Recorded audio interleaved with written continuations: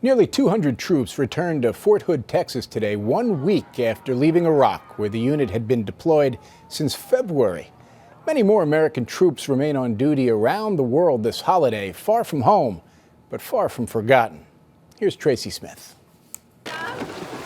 For a few days every year, hundreds of volunteers crowd a National Guard armory in Van Nuys, California, making boxes bound for war.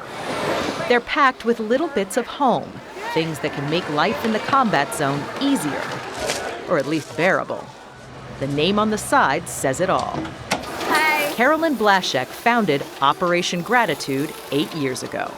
And is there really still a need for all these care packages?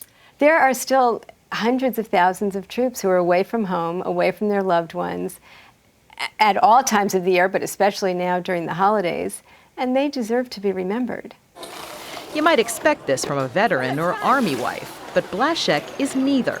She's a civilian who earned a law degree at Columbia University before becoming a full-time mom. Then came September 11th and the start of the war in Afghanistan. I looked at my children at that point, who at the time, I guess, were 14 and 16. And I remember thinking, well, this is a war that could go on, but I've already lived half my life and they're just starting out. So I don't want them to be the ones to have to bear this burden. Let me go right now. So Carolyn Blashek went off to join the Marines. After being politely told that at age 46 she was too old to enlist, Blashek wound up volunteering at a military lounge at the LA airport. I was in the facility by myself one afternoon, and a soldier walked in, very distraught. He had no one left in his life. And he said to me, for the first time in my 20-year career, I'm going to a war. I know I'm not going to make it back, but it doesn't matter because no one would even care. This conversation made me think, what will give them the strength to do what they have to do to survive? And I realized, well, a lot of it's got to be the beliefs that someone at home cares. The next day, Blashek started making and sending care packages to troops overseas, paying for everything out of her own pocket. Her house became a staging area, and she enlisted her family's help, including her then teenage son, Jordan. There was a good few month periods where our entire living room is stacked to the top with boxes.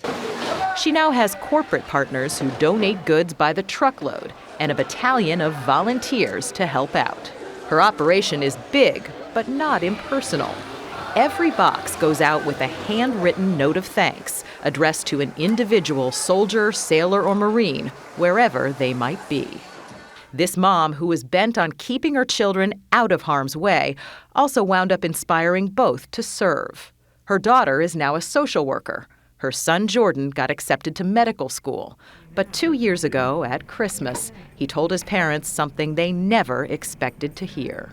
I want to serve my country, and I'm joining the Marines. I mean, honestly, what went through your head? It was, God bless you, and keep you safe, that's all.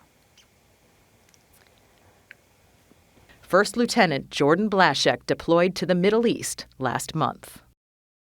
Gabriel has the $750,000 package. Yeah. Carolyn Blashek says Operation Gratitude will stay up and running, not just until her son comes home, but until they all do. Tracy Smith, CBS News, Van Nuys, California.